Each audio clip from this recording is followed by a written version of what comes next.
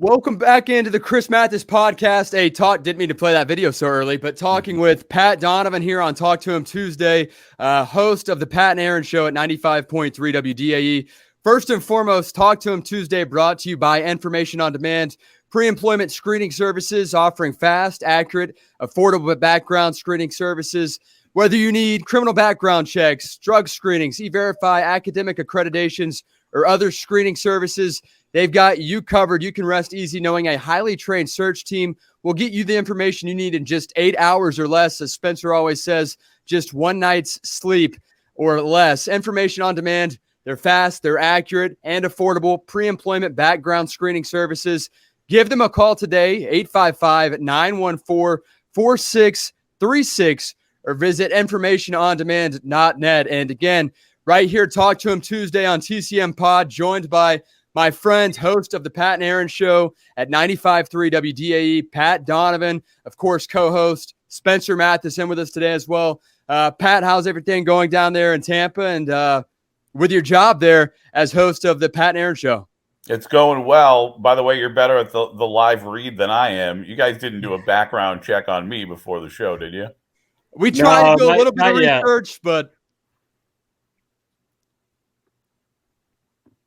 I couldn't necessarily find too much other than the fact that your career has been astounding. Before we talk about the lead up to where you're at right now at WDAE, introduce yourself and kind of plug what you currently do there at iHeartMedia Tampa Bay.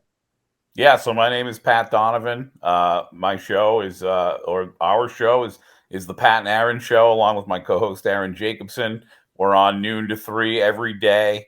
And we talk a lot of sports and a lot of nonsense and just have a good time and try to look at sports from a different perspective. I think you hear a lot of radio shows and there's a lot of the same topics. We try to attack things from a different angle if we can. Let's flash back to childhood, Pat. Years ago, I know you're probably at 25 right now, but talk about your childhood and where you grew up. I don't think you grew up in the Tampa Bay area, and also were you involved in any sports? Yeah, so I grew up in a little town called Wareham, Massachusetts. They called it Gateway to the Cape because it was like right before you got to Cape Cod. And the only sport I played ever, organized sports really, was I played high school football my sophomore and senior years. But other than that, I was kind of a backyard sports kind of guy. You know, I grew up in a great little neighborhood called Shangri-La. And, we had a lot of kids that we'd all meet at the park, or we had these long gas lines that were perfect for football games and stuff. And, while I only played high school football 2 years, I never played peewee football or any of that stuff because I was too fat. And they wouldn't let me play because I was too fat. But I every day, that's what we were doing every single day growing up, was playing sports, even if it wasn't organized sports. So obviously sports did play an impact into your day-to-day life. But again, a jump from playing 2 years of high school football to being a sports broadcaster is a pretty big leap. When you were younger, did you have any inclination that sports radio, sports broadcasting, sports journalism was for you? No, I had no idea. It wasn't something I ever really considered.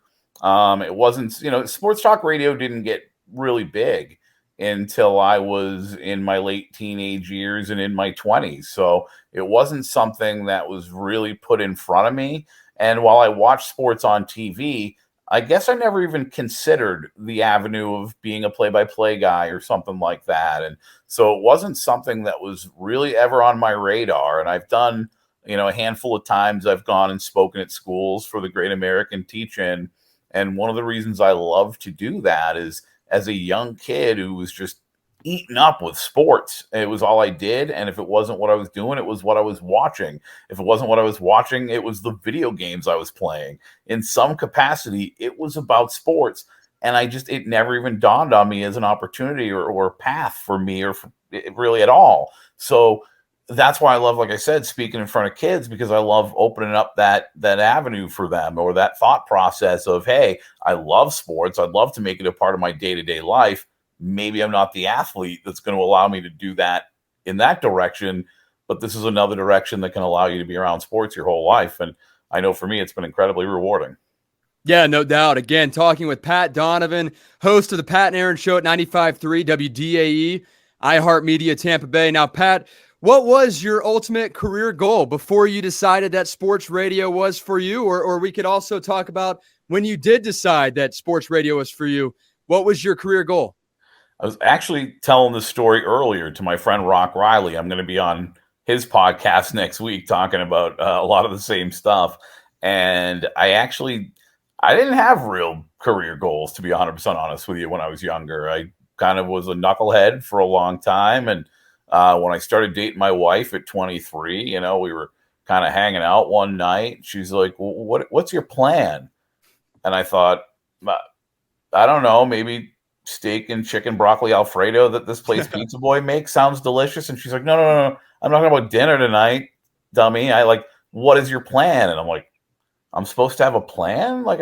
That's a thing? And so when I started to think about it, because she alerted me to the fact that she didn't want to marry a career pizza delivery driver, I just started kind of thinking about what would I do? What could I be good at? Because there's not much that I would be good at. And I think I was, I would listen to sports talk radio at the time while I was delivering pizza. And I think I heard an ad one day for Connecticut School of Broadcasting and thought, hey, people have always told me I have a strong voice. I could talk about sports all day. It's what I love to do. It's what I'm doing half the time, just hanging out with my friends.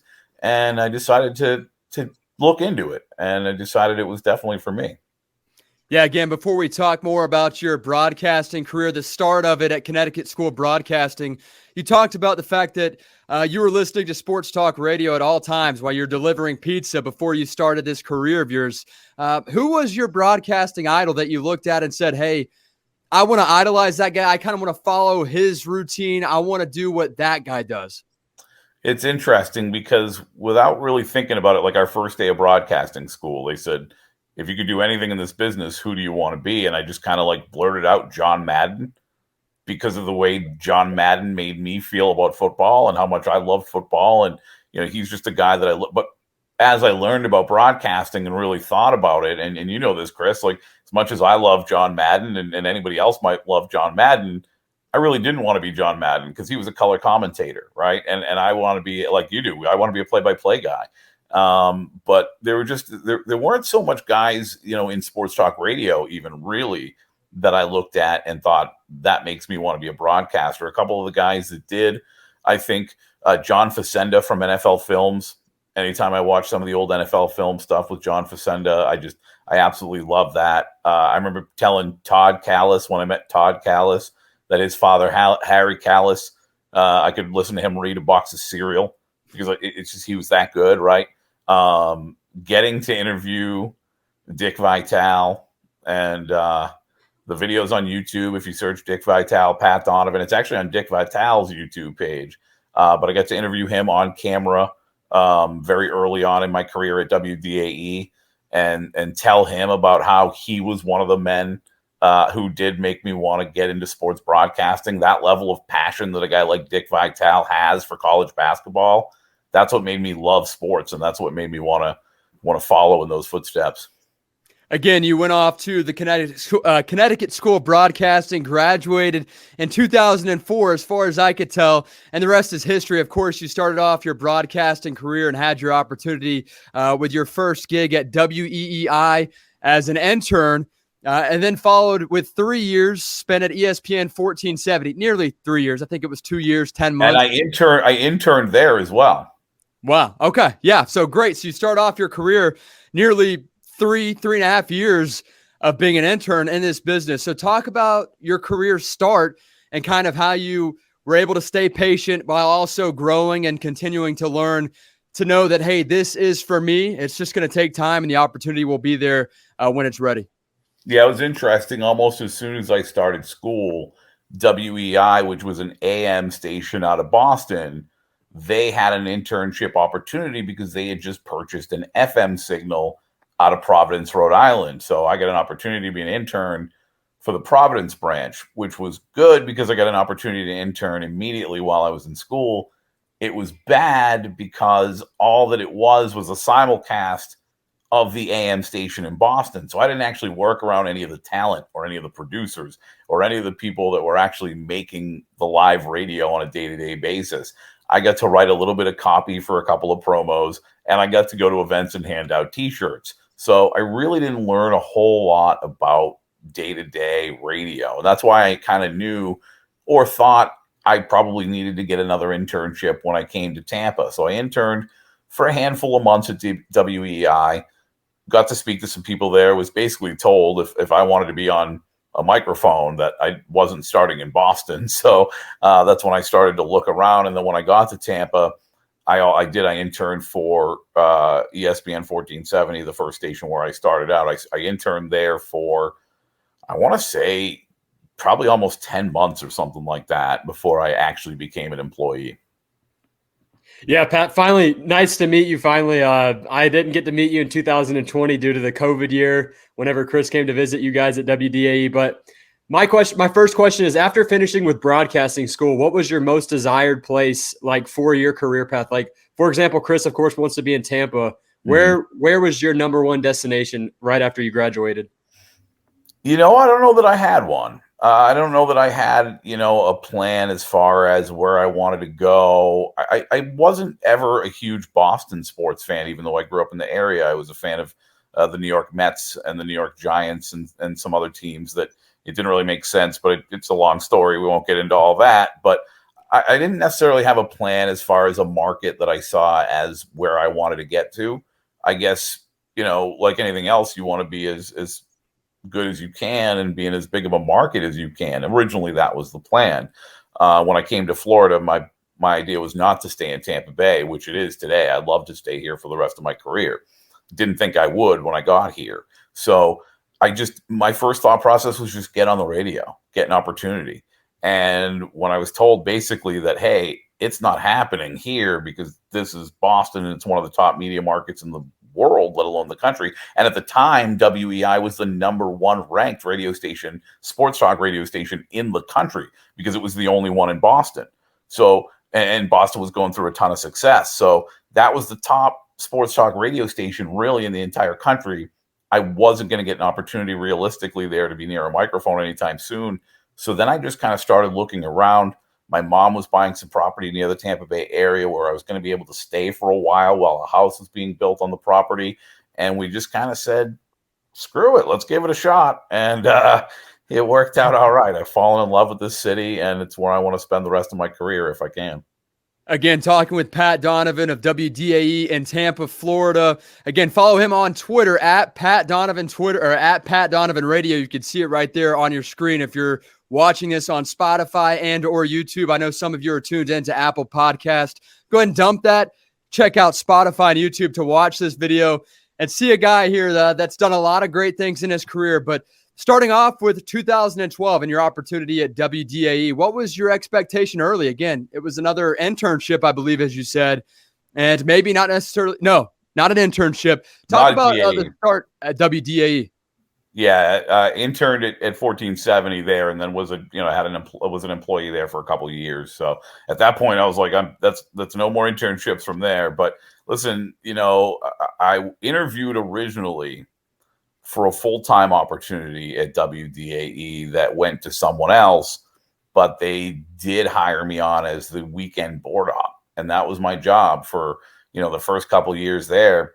Was just basically to run the board on the weekends. I weaseled my way onto the air, maybe a little quicker than some other people may have, but just because I had experience on the air back at 1470. So I had done some stuff on the air. So the second I got hired at WDAE, I was like, hey, can I do a podcast? I knew they weren't putting me on the radio. Steve Dumig was still there. The Ron and Ian show, had just finished up. Ian had moved on to another station for a while, but there was a lot of established talent at WDAE, and I wasn't going to see a show, even on the weekends, right away or for a while. So I knew, hey, let me just get a podcast on the website. Let me do whatever I can to just push myself as a personality, even though they've hired me to come in here on Saturday and Sunday and run the board for a few hours.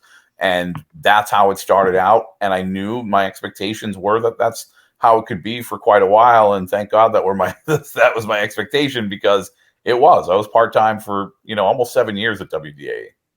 Wow, that's incredible. So my next question is, how did you get your start with sports journalism in 2014? Not with the sports radio, but with just sports journalism in general in 2014. Well, I went to Connecticut School of Broadcasting. I don't throw the word journalism around a lot with Aaron and I because we don't use a lot of journalistic integrity or some of, we're a little more nonsense than journalism. We like to have fun with sports. It's an escape. There's so much serious in this world. There's so many people being offended by something or politics or just news. And just so when, we feel like people come to sports to have fun. So there are positions in this business where you need to have a good amount of journalistic integrity. We don't have a ton of that, but I got started at Connecticut School of Broadcasting. I got to learn from some journalists and some people that really, being that I went to the school in Boston, got to be around some pretty incredible people. My sports instructor at Connecticut School of Broadcasting in Boston was the voice of Fenway Park, Carl Bean, who I don't want to say ironically because it sounds weird, but sadly, I guess, Carl Bean passed away on the day that I was hired at WDAE. So it was a very kind of bittersweet day because I realized this kind of, long-term goal of getting to the station where I wanted to be for years since moving to Tampa Bay, and then lost somebody that was a mentor to me on the same day. Again, talking with Pat Donovan. And Pat, I'm going to read this tweet for you, quote for quote, word for word, regarding your move to Tampa and the fact that you love Tampa and obviously have decided to make that a home and hope that it's your permanent spot for your career. But you said, I moved to Tampa to get some experience in radio and then move again. I sat next to Dick Crippen at Rays games and thought he was crazy when he had told me he could never leave for more money or a bigger market. Needless to say, I get it now. I love you, Tampa. What has Tampa done for you, not only in terms of career, but in terms of your relationship with your wife and in terms of just day-to-day life as well? Yeah, it's become home like Massachusetts never was. And I'm sure my friends back home would hate hearing me say that, but I've never been happier than living here in Tampa. And I love my friends back home. I love people back home. I love some of the food back home that I can't necessarily find here in Tampa Bay. But at the end of the day, the city has just really been such an incredible place to live for the past, we got here in 2006. And especially since I've gotten into radio and have had so much opportunity to move around the city and do different things in the city, experience so much of what the city has to offer, from food to just the fact that it's beautiful out every day, almost. We've had a couple of weeks here where it's just been too cold and stupid and I don't like it. It's not what I come to Florida for. But overall, I see friends back home, and I remember, going outside 15 minutes before I left the house to warm the car up and scrape the ice off the windshield, and some of those things that I don't miss at all. And I really do love it here in a way that I never expected that I would when I moved here. And Pat, sorry to cut you off. I didn't know that you were done there. But you also got a tattoo I got to show off before Spence asks his question. But you love Tampa so much, you got it tatted on your forearm. Talk about that tattoo, how long it took you to do that, and the ultimate decision to get that tatted on your arm. It's funny. I didn't want more tattoos after I got I had an original tattoo that was an atrocious tattoo that I had for a long time. And then I almost had it removed. And then the woman who did the tattoo removal told me that it hurts a lot. And I was like, I'm not tough and I don't like pain. So I decided that wasn't a great idea. So I got it covered up. And in the middle of the cover up, I realized that I really enjoy this for some reason. I used to think people were crazy when they told me they enjoyed getting tattooed, but I love it now. And I started thinking about other things that I would want. And I want most of my tattoos, I think, to represent something I'm passionate about. I basically, my forearms are covered, but they all represent, something pretty important to me. The cover up here on this arm is a microphone, obviously, the flag and the statue here. And then Tampa, by the way, update. If you look, oh, wait, can we get it in there? I don't know. In between the palm trees now, I've got the Skyway Bridge in there as well. That was part of the update there. But I wanted something that represented how much I do love the city, and I look at it as home. And people have been like, "What, are you crazy?" Because like, look, the reality is that radio's a vulgar business, and there's a good chance. I don't know if vulgar is the word, but volatile, I guess, is a better word, right? And there's a good chance that at some point I could get fired, and I'll have to start over in a new market. And they're like, "What are you going to do with Tampa on your arm?" And listen, if that happens, if they kick me out and I got to go try another market, the reality is that Tampa will always be where I started my career, if it's not where I get to finish it. And it will always hold a huge place in my heart because I love it here so much. And I really love this community, the way it's gotten behind our show, and the way I feel like it's gotten behind me as a person, the way that I have fit into this community, the way they love the military, the way that I love the military. I think it's a perfect fit for me. So I wanted a tattoo that was kind of a love letter to Tampa, and that's why it's got the palm trees and the lightning storm and the Tampa Theater sign. Yeah, that's the same dilemma that a lot of NFL players go through, especially after winning a Super Bowl like the Buccaneers did last year.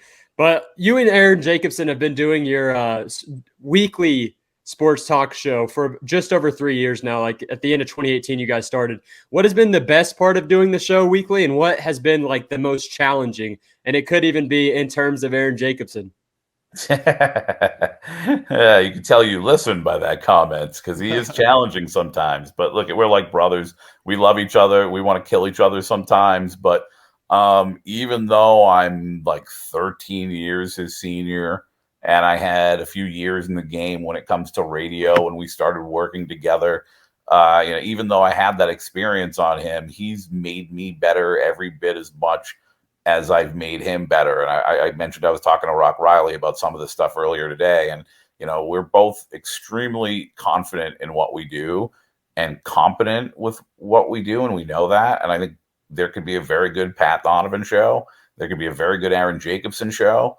But neither one of them would be nearly as good as a Pat and Aaron show. And we realize that. We understand the chemistry that we have.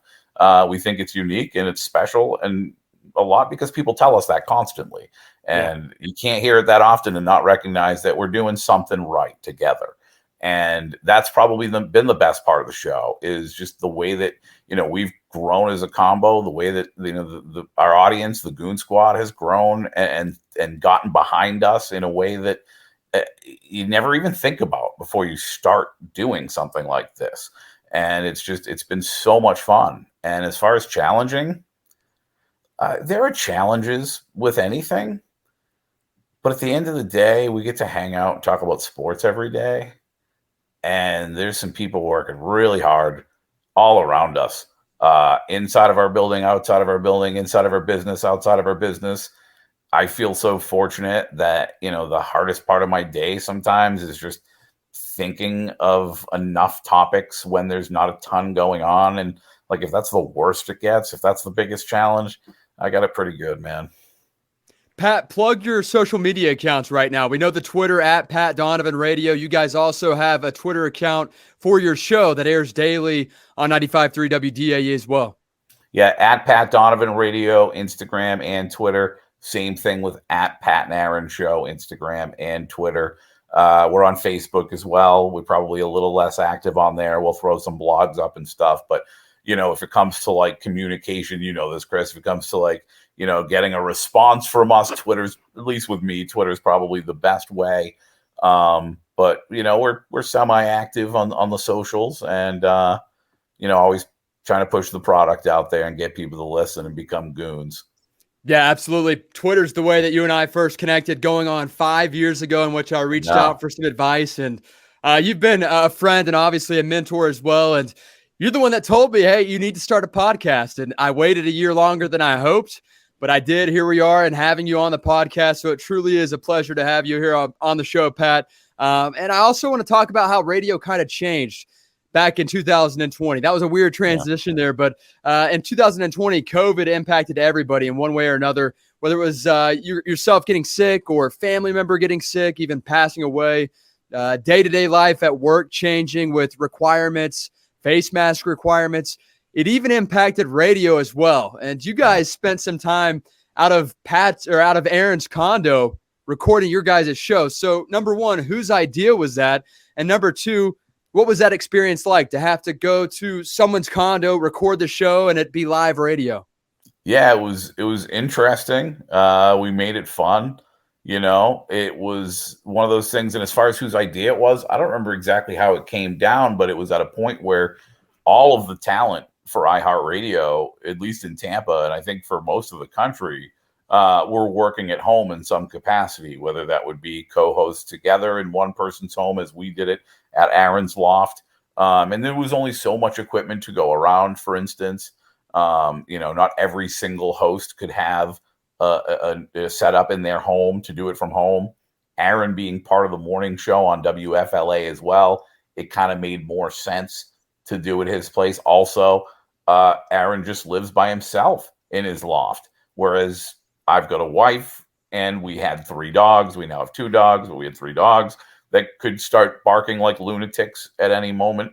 I don't know how many times I've been doing an interview on some radio station across the country and my dogs start barking. I always tell them that's my research team, but it would get annoying if it happened over and over again during our actual show. So for all those reasons, it made much more sense to do it at Aaron's, but also Aaron's got this great gas stove, and the gas stove allowed for some great meals to be cooked every Friday, or most Fridays. When we were doing the show at his loft, we would do Goon Squad Kitchen, and we would cook different meals and put it on Instagram and share that, and then talk about it on the radio, which gave us content because we didn't have sports happening. So, we talk about challenges. That was a challenge, is trying to figure out what the hell are we talking about every day when there's no sports going on. But again, it was a lot of fun too. I think it opened up the audience in a way that maybe it wouldn't have happened if we were just still doing conventional sports talk radio every day. I think some other people may have found us that wouldn't have. So as much as there was so much negative about the pandemic and what's gone on around all of us, as far as the show is concerned, we really found a way to make it as much of a positive as we possibly could. I know I work in a much smaller market than you guys, but I also had to adjust with my radio shows as well. And I felt like after COVID or not that it had ended, but after COVID and the weird situation had happened with work, and then things started to let up a little bit more, I felt like I was a little bit more creative with my day-to-day work. Would you say the same for you guys, even when you did transition back to the studio? I don't know. If we're being honest, I'm just not sure. And we strive to try to be creative. We know we're never going to reinvent the wheel. People have been doing great radio forever. So, and there's nothing we're going to come up with that is super unique when it comes to radio. I mean, again, I think we do attack a lot of things from a different perspective than most people will. I think, Aaron makes the comment all the time, and we've talked about all the time, how if you look at the text line during Ronnie and T-Kraz, you can tell based on the texts that are coming in exactly what they're talking about on the show. If you look at the text line during Beckles and Retcher, more times than not, you can tell based on the texts that are coming in what they're talking about on the show. Whereas a lot of times, if you look at the text line where Aaron and I are on, you'll think, what in God's name? What in God's name are these guys talking about? And I think we try to look at things and do things from a very different perspective, but also we're never going to reinvent the wheel, because radio's been going on for a long time, and there are people probably definitely more creative than us doing it. But we try to attack it from as creative and unique a perspective as we can every day. And I don't know that the pandemic changed that. Pat, one thing that did change your day-to-day work for 2 seasons was the fact that Tom Brady inked a deal with the Buccaneers in March of 2020. So when you heard that news and saw that come about, you guys talked about it on your show, of course. What was your initial expectation of Tom with the Buccaneers? A lot of what we saw, right? Excellence, preparation to an extent that we've never seen, professionalism, especially at that position, to an extent we've never seen. And that's coming from a guy who loves Jameis Winston, right? I love Jameis. But Tom Brady's just a different beast, man. He's just a different animal. Now, I knew that's what we would get from the player. I knew there'd be a major impact having Tom Brady in town. I didn't know he was going to impact real estate. And he did. I didn't know he was going to impact everyone around him, from that organization to our organization, the way that he did. I used to write for a football website called Football Insiders. And when I did, there was someone through the website who positioned me as a guest for different radio stations around the country. I do some of them still to this day. And they would push me as a guest to talk about NFL football on different stations around the country. And some of them would have me on and da-da-da. Well, even though back then I had somebody pushing me as a guest potentially to different stations around the country, I do more interviews now on more stations now because of Tom Brady. Even though I don't have somebody out there going, hey, why don't you bring this guy on your show to talk about football? It doesn't matter because I'm in Tampa Bay and Tom Brady's here, so people want to know. People want to know what's going on. So I've been getting more interview requests the last 2 years than ever before, even when I had somebody pushing me as an interview, as a guest.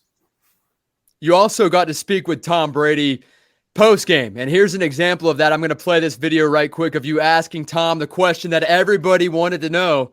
Here it is. Not your career, but what's it like to walk out there and see a young man holding a sign that says, Tom Brady helped me beat brain cancer? That was really sweet. Obviously tough kid, man, and puts a lot in perspective of what we're doing on the field. In the end, it doesn't mean much compared to what so many people go through. So, we all try to make a difference in different ways, and I think so many guys commit times to their foundations and to doing good things for the world. And the NFL does a lot of great things. So it's just nice to always think, do the best you could do, under any circumstance. So it was nice to see. Completely clicked on the wrong file when I saved both. Man, I saved both. But you asked Tom Brady if he was human, and said that everybody wanted to know. So that was, yeah. I had a feeling. I'm like, I knew he was going to play the "Are you human?" question. Yeah, and I did. I had it lined up, but again, I clicked on the wrong download button. So, anyways, you got to speak with Tom Brady. That's the ultimate thing out of this. How cool is that to be able to talk with the greatest of all time? Yeah, it was really cool. Him and Gronk both. To have them here in Tampa Bay, it's really been special. And yeah, I had to ask him because I had several people that day say to me, and I don't remember which game it was, but he was destroying someone through the air that day. And then I had people tweeting at me and texting me. My buddy who's out in California writing movies out there and stuff, he's texting me going, is he human? And I go, I'm going to ask him after the game. I'm going to ask him for you. And I knew after the game, you can only get so loose. You really got to ask questions about the game. So I quickly pivoted into a real question. But I started out and was just like, you can confirm or deny. But I've had several people ask me today whether or not you're a human being. Now, I got to say, that was a few months ago. I started to ask him about whether or not he's a human being. And now all of a sudden he's retired. I'm a little concerned that he left the game just because I'm on to him. And you might be right. You truthfully might be right. Again, Pat Donovan here on TCMPOD talking about his career, his opportunity in Tampa to talk with Tom Brady and other great athletes. And Tampa, title town, Tampa Bay, whatever you prefer to call it, had a great run. I'm not saying it's officially over yet, but has had a phenomenal run so far. Is having a phenomenal run. Rays made an appearance in the World Series. Lightning win the Cup back-to-back years. Bucks win the Super Bowl. What was it like to be a broadcaster, a guy in sports media, to work during this time frame in which three of the major sports in Tampa were dominant? It's special. It's really, really special. And it's something I think about a lot. And Aaron and I have had the conversation because, whether it's 10 people or 100 people or 1,000 people or 100,000 people, there are people who love our show and who, when big things happen in sports, one of the first things they do is tweet at us or call into the show to get our opinion on it.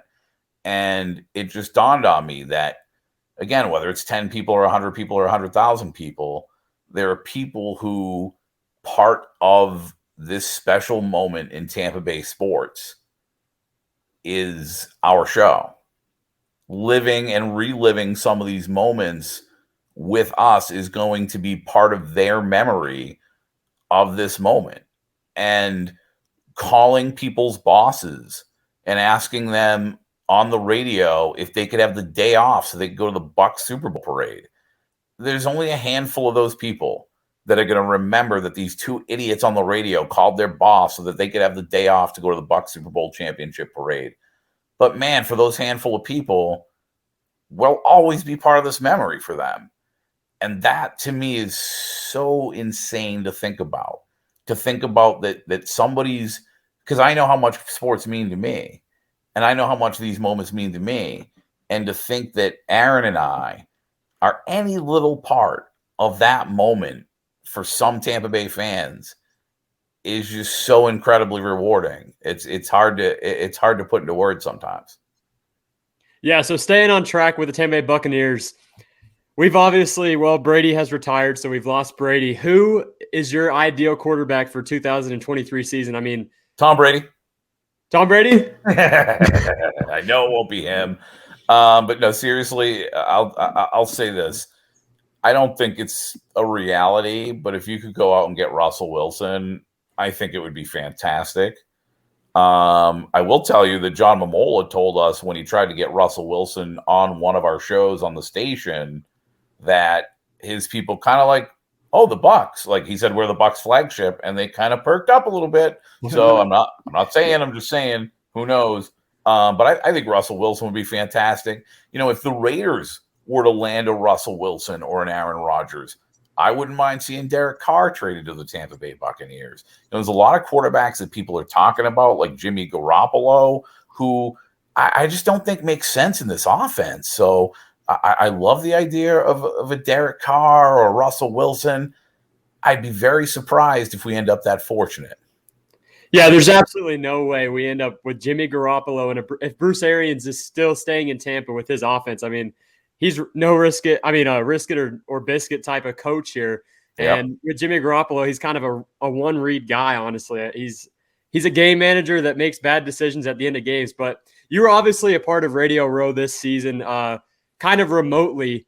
My question is, who was like the least involved person that you interviewed over this week? Like it could be an athlete that was maybe just pushing their product the entire time or just not paying attention to your questions really. I'll be honest with you. There's nobody from this week that really stuck out. The one I'll tell you is 2 years ago. We were there in person in Miami. So we're not talking about guys on the phone anymore or down the access line with John Mamola sitting at the table while we're back in Tampa. We're talking about guys right at the table with us. And as a guy who grew up a New York Giants fan and a guy who likes bow ties quite a bit, I've always been a big Dhani Jones fan. And Dhani Jones came over with a Special Olympics athlete. And we love talking to the Special Olympians, too. Don't get me wrong. James Schultz is one of our listeners who's a Special Olympian. We're going to have him on the show soon, and I can't wait. But I was psyched to talk to Dhani Jones, and he just really wasn't about the interview at all. He was just like, talk to the kid. He wasn't saying it like that, but basically everything we get, everything we asked him, it was like quick answer, get back to the Special Olympics kid. And it was kind of a bummer because I'd always wanted to talk to him. Also, not Radio Row, but are you guys MMA guys? I like to see highlights, but I don't follow. Well, you probably remember, even if you're not a huge UFC fan, the fastest knockout in UFC history when Jorge Masvidal flew across the cage and hit Ben Askren with a knee just like that and knocked him out. We had Ben Askren on the show that week. He could not have been more disinterested with the interview. We had him on for a few questions, realized he didn't want to be there and said, you can get the hell out. We're not wasting our time with this. And then he got knocked out and we were like, that's what you get. That's what you get. Talking with Pat Donovan of 95.3 WDAE here on Talk to Him Tuesday. Final question, Pat. I got to toss you a couple more bucks. We went 2 minutes over. Best advice you've ever received, and we'll end it at that. Best advice I've ever received. I don't know that it's exactly advice, but I remember early on in school when I went to the Connecticut School of Broadcasting, I think it was one of our news teachers. She said in front of the whole class that when you get into radio or when you get into broadcasting, one of the hardest things to do is to be yourself on purpose. And I thought, that's the dumbest thing I've ever heard. It doesn't make any sense. And then I put a pair of headphones on and got on the radio for the first time. And the first time I was on the radio, I was an intern. And Bobby Fenton, I don't know if you remember that name. He was a great broadcaster in Tampa. Just kind of, I don't know how to explain why he didn't last as long as he probably should have, because the kid's super talented. But he was doing a show with Ryan Neese, former Buccaneer linebacker, at the International Mall at Champs. And Ryan left, and it was just Bobby. And we were talking during a commercial break, and he's like, "Oh, you want to be on the air? Let's do it." And he brought me on the show. And I put the headphones on. I was like, talking 100 miles a minute. And I mean, just like so nervous and like just talking way too fast. And I didn't sound like me. I wasn't me. And it's hard when you first get into broadcasting to just slow down and be yourself on purpose. And it sounds weird. And it sounds like, what are you talking about? Of course, I'm myself, but it's a totally different animal once you put the headphones on and once you get in front of the microphone, and you got to be yourself, but also be thinking about what you're doing, be thinking about your next question, be thinking about the commercial break, whatever it might be. There's a lot of moving parts to a radio show that you don't really think about until you're there and you have to do it. And then all that thinking takes you out of just being yourself. So that, it's not advice, but it's one of the things that you have to focus on earlier in your career, because it's very easy to not be yourself on the air, and you're not going to be good if you're not. Again, the great words of Pat Donovan of 95.3 WDAE and the Pat and Aaron Show at Pat Donovan Radio, Instagram and Twitter at Pat and Aaron Show on Twitter. Thanks for your time, man. It was an awesome experience, and hope to see you soon. Keep up the great work. I'll definitely listen to you guys on the iHeartRadio app. Love it. All right. Love you, kid. We'll talk soon.